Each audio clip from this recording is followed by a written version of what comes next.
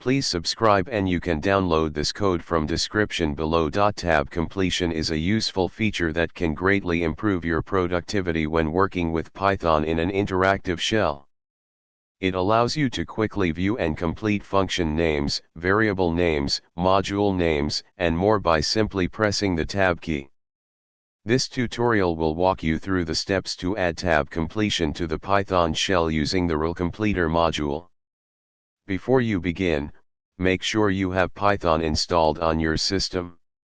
This tutorial assumes you are using Python 3.x, although similar steps can be applied to Python 2.x. Open a terminal or command prompt and start the Python interactive shell by typing Python or Python 3. You should see the Python shell prompt, indicating that you are now in the interactive Python environment. In Python, you can use the rlcompleter module to enable tab completion. Import this module by typing the following command in the Python shell.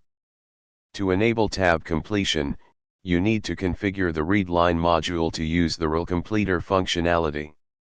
Use the following command.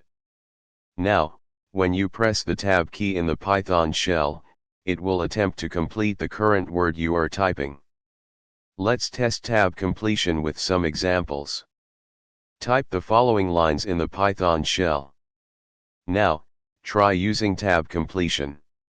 Tab completion works for module names, variable names, and attribute names, making it a powerful tool for exploring and using Python libraries.